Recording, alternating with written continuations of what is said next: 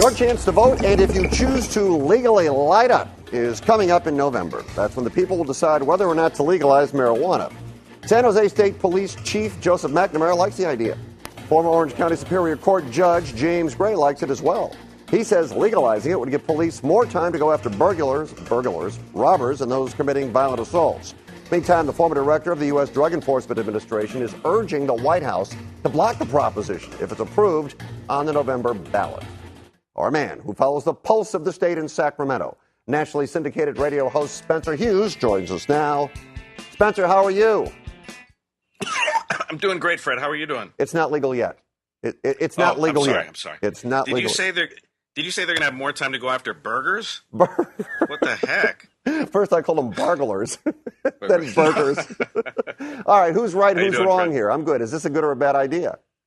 You know, I still feel hoodwinked, Fred, from the medicinal marijuana debate. I actually bought into that one at the last minute, feeling compassion because it was supposed to be for AIDS victims and cancer victims and terminal victims of all kinds. And then it was the 16-year-old with, the toothache. And it ended up being a joke that any so-called doctor could write a prescription and anybody with a hangnail was smoking dope on the corner legally. And I'm not going to get fooled again. I am against this. And I wonder what people are going to do when the feds rightfully, enforce the federal law. I mean, the same liberals who are saying that the Arizona law was in direct violation of what the feds wanted, they're all in support of this. It's pretty hypocritical, I think. So you believe the federal government will jump in here if this passes?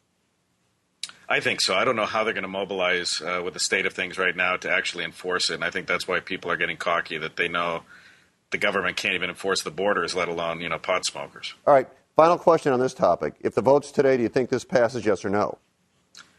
I don't think it will. I think it'll be close. To be honest with you, I haven't been following the polls that closely on this thing, but I don't know if it would. I know the medicinal one was one reason, for sick people. That was one thing. But for, the general population, I have my doubts that it would. All right, got about a minute left here, so let me ask you this real quick. We'll get to it.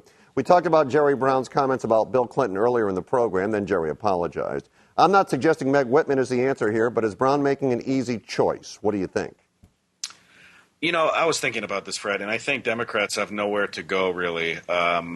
If it were any other state and they were a little bit more willing to vote for the opposition because of an insult and a slap in the face to someone they revere like Bill Clinton, that would be one thing. But there's no way that people, liberals especially in California, aren't going to take their chance and put all their eggs in the basket of Jerry Brown.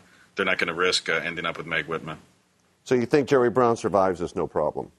I think he will. I think it was a pretty stupid comment. I think his follow-through was pretty stupid, and it was kind of a lame apology, but I think he'll weather this pretty well. All right. Spencer, always a pleasure. Remember, don't light up until it's legal, all right? Thanks a lot, Fred. Have a good night. You too. I'll talk to you again soon.